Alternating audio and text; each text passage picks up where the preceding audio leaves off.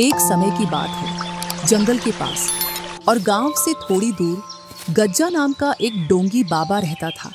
वह दिन रात सोता रहता था और कभी कभार अपने पेट के लिए गांव में भिक्षा मांगने चला जाता था।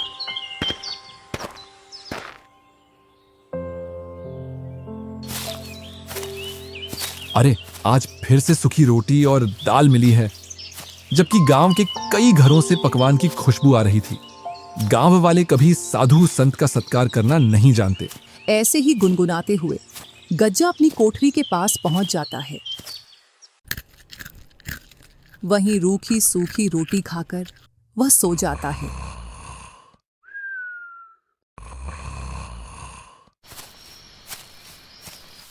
एक शाम गज्जा ऐसे ही घूमते घूमते गांव के पास पहुंच जाता है। जब वह मुखिया के घर के पास पहुंचता है तो उसको पकवान की मस्त खुशबू आती है। आज तो मुखिया के घर में कुछ खास बन रहा है, जो इतनी मस्त खुशबू आ रही है। अगर इससे भोजन मांगूंगा तो यह मुझे वही सूखी रोटी पकड़ा देगी। क्यों ना थोड़ा इंतजार करूं। जैसे ही मुखिया की पत्नी रसोई घर से इधर उधर हुई तो कुछ पकवान लेकर अपने मुकाम पर पहुंच जाऊंगा। थोड़ी देर बाद मुखिया की पत्नी रसोई घर से बाहर चली जाती है। इस मौके का फायदा उठाकर गज्जा पकवान उठाकर ले आता है और अपनी कुटिया की ओर चल देता है। अपनी कुटिया में पहुंचकर मस्त खाना खाता है और बोलता है, जो चोरी के भोजन में स्वाद होता है वह किसी और भोजन में नहीं होता।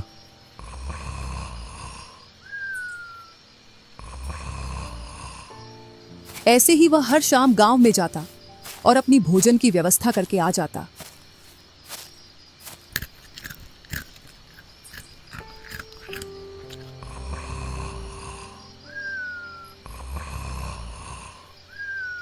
अब गज्जा का रोज का यही काम हो गया था। रोज रात में गांव में जाना, खाना चोरी करके लाना, अपनी कुटिया में लाकर खाना और दिन भर सोना।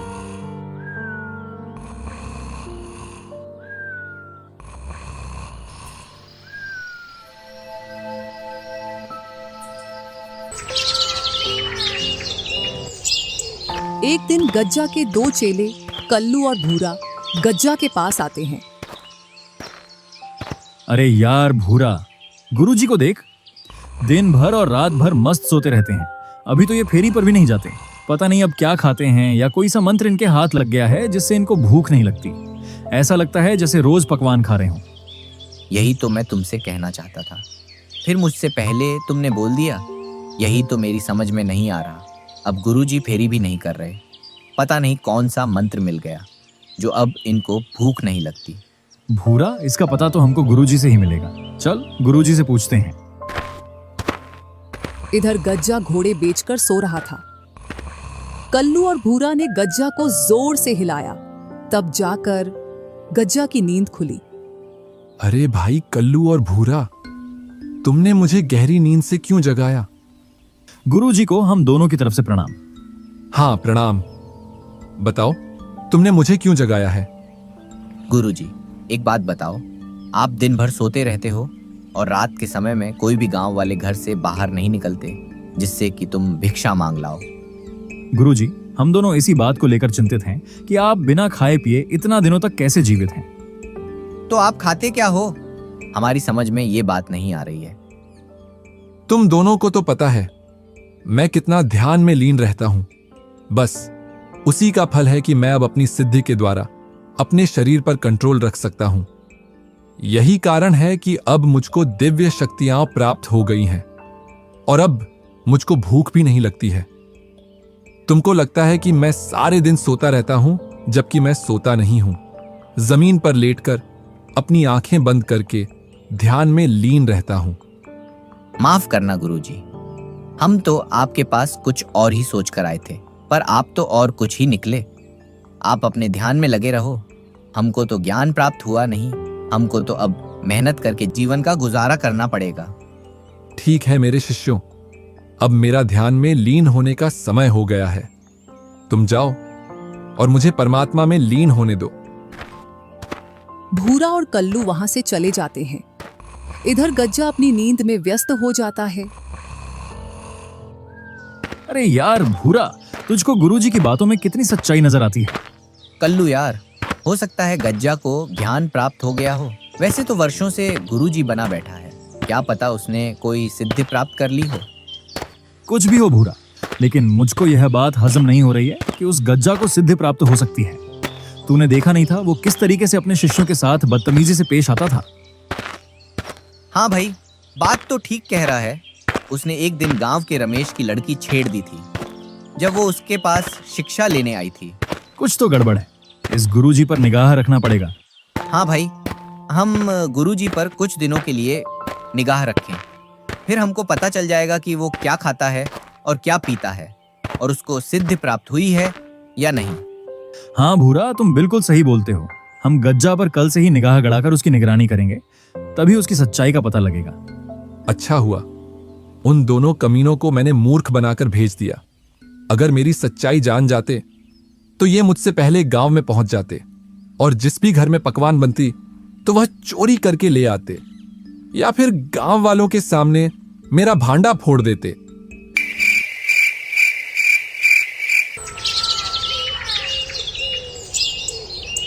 और सूरज की पहली किरण के साथ भूरा और कल्लू गज्जा गुरुजी पर निगरानी करने लगे।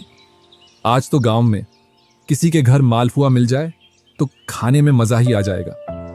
बहुत दिनों से मालपुआ नहीं खाए। भूरा, वो देखो गुरुजी जाग गए हैं और खुद से ही बातें कर रहे हैं। पता नहीं क्या बातें कर रहे हैं, सुनाई तो यहां तक नहीं दे रहा है। कोई बात नहीं है कल्लू, सुनाई नहीं दे रहा तो क्या हुआ, गुरुजी तो हमको दिखाई दे रहे हैं। जो कुछ बातें कर रहे हैं उसके हिसाब से आगे कुछ करेंगे, तभी हम उनका पीछा करेंगे। करने दो, क्या बातें कर रहे हैं अपने आप से। कल्लू और भूरा को सुबह से दोपहर हो जाती है। अरे भाई भूरा, देख सुबह से दोपहर हो गई। गुरुजी यहां से तो कहीं भी नहीं गए हैं और एक बार कुठरिया में जाकर फिर से पेड़ के नीचे आकर दोबारा सो गए। कल्लू, तू जाने की तो छोड़, एक बार से दूसरी बार वे खड़े भी नहीं हुए। मुझे लगता है उनको सिद्धि प्राप्त हो गई है। हम तो वे फजूल में उन पर शक कर रहे हैं। चल यहाँ से चलते हैं। अरे भूरा सुन, मान खड़ा रहे, उसे कोई सिद्धि प्राप्त नहीं हुई है, वो तो सोया पड़ा है। जब आदमी ध्यान में होता है तो आदमी अपने बलबूते पर खड़ा होता है, पर यहाँ गुरुजी को देख, वो जमीन पर ऐसे पड़े हैं जैसे पानी में भैंस पड़ी हो। कुछ ना कुछ अवश्य है। तू रात होने का इंतजार कर। ठीक है कल्लू भाई, तुम बोलते हो तो इंतजार कर लेता हूँ। जैसे ही रात होती है तो गज्जा खड़ा होकर गांव की ओर चल देता है।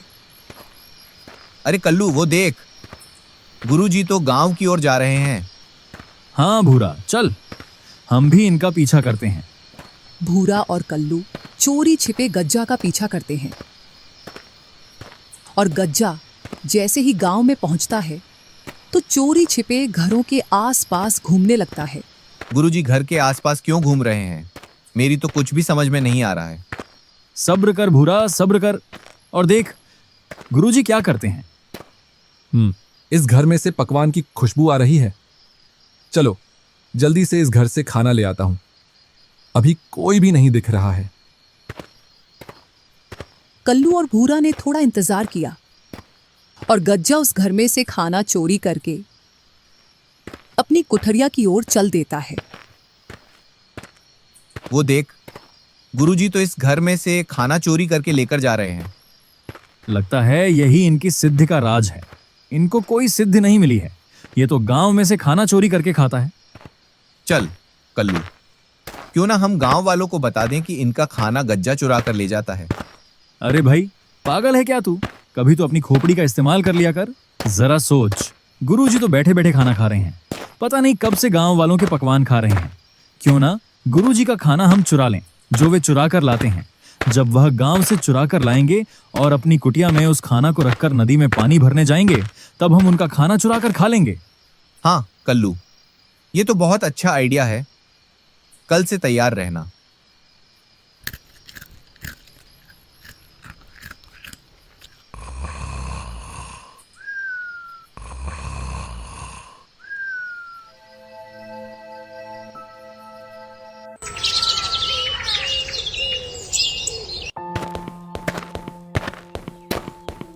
चल गज्जा, तेरी ड्यूटी का समय हो गया।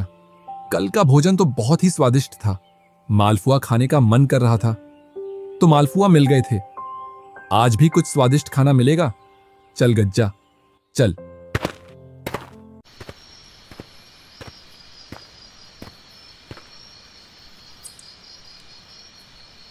और गज्जा गांव से खाना चोरी करके लाकर अपनी कुठरिया में रख देता है। फिर अपना कमंडल लेकर नदी की ओर पानी भरने के लिए चल देता है।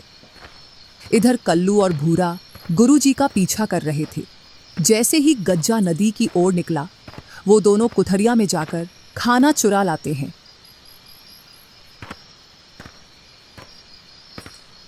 और दोनों जंगल में जाकर उस खाना को खाते हैं।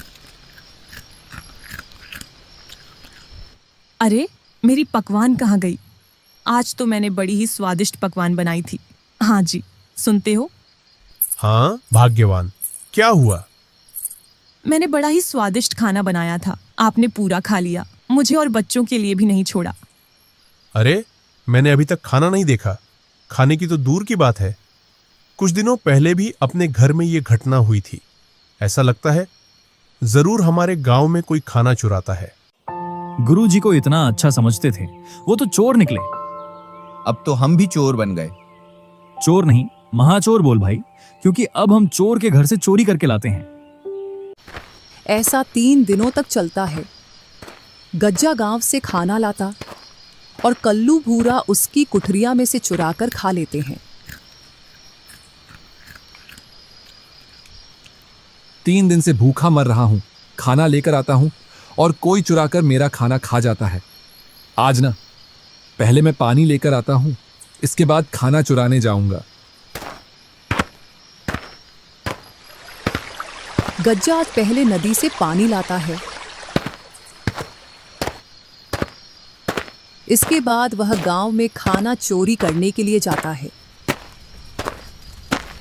और कुछ देर बाद खाना चोरी करके ले आता है और वह खाना खाकर मस्त सो जाता है।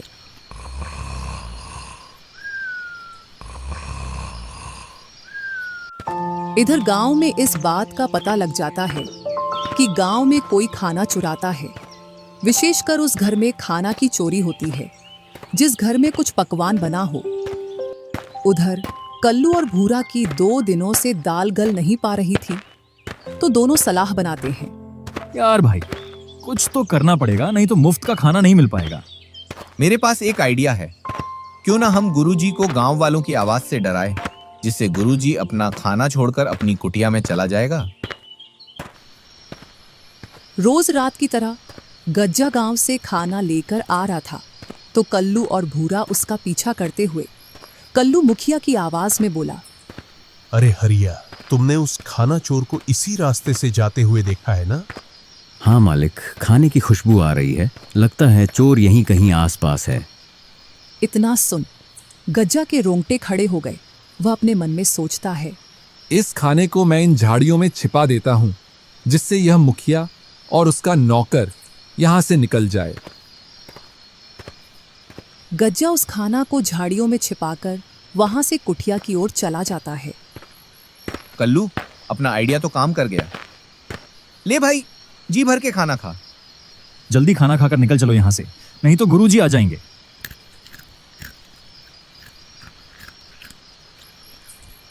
चलो, अपना खाना उठा ले आता हूं।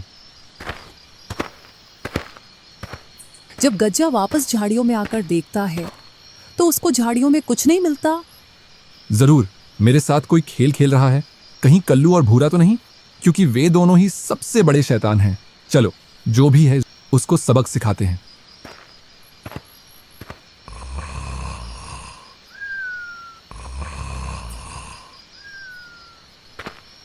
दूसरी रात जब गज्जा खाना चुरा कर आ रहा था, फिर से कल्लू और भूरा ने गांव वालों की आवाज निकालकर गुरुजी को डराया और गज्जा फिर से खाना को झाड़ियों में छिपाकर। चलो, उस पेड़ के पीछे छिपकर देखता हूं कौन मेरे खाना को चुराता है। थोड़ी देर बाद गज्जा देखता है तो उसका मुंह खुला का खुला रह जाता है और वह बोलता है, कल्लू और भूरा, मैं बताता हूं गुरु क्या होता है।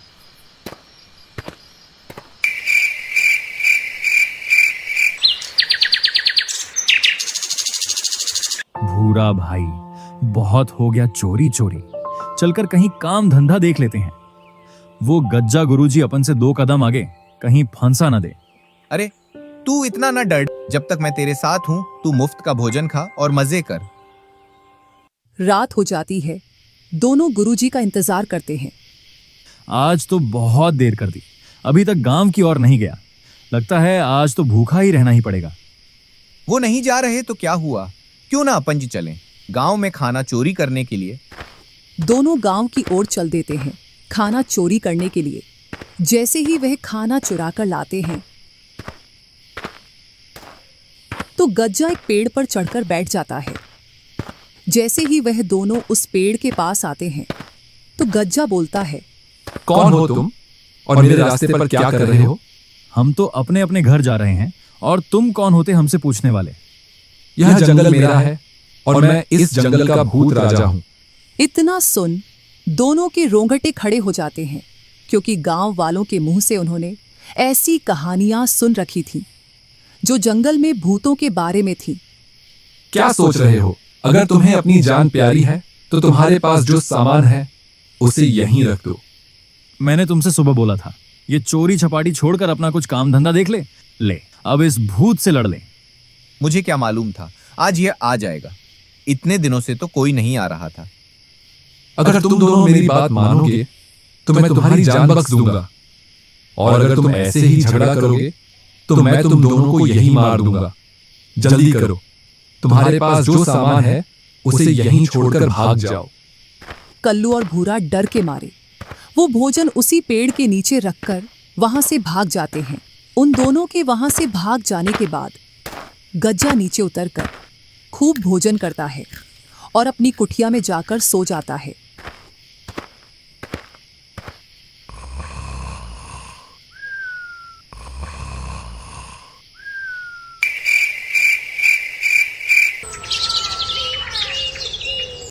दूसरे दिन देख भाई कल्लू, गुरुजी कैसे आराम की नींद ले रहे हैं।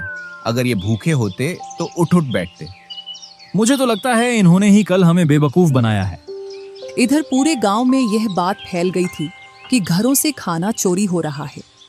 मुखिया जी, लगता है आप इस घटना को महत्व नहीं दे रहे हैं। हाँ मुखिया जी, कभी मेरे घर से खाना चोरी हो रहा है, कभी इसके घर से। कल को तो और भी बड़ी चोरी हो सकती है। जल्द ही इस समस्या का हल निकालिए। हल तो एक ही है, हम सबको मिलकर रात में अपने आसपास निगरानी रखना पड़ेगा, और साथ ही आज कोई भी व्यक्ति अपने घर में पकवान नहीं बनाएगा। पकवान सिर्फ आज रमेश के घर में बनेगा, तभी हम उन लोगों को पकड़ पाएंगे। जी मुखिया जी। चलो, इसका भी पता लग जाएगा आज। हाँ भाई, जरूर, क्यों नहीं। जैसे ही रात होती है तो वे दोनों अपने काम में लग जाते हैं।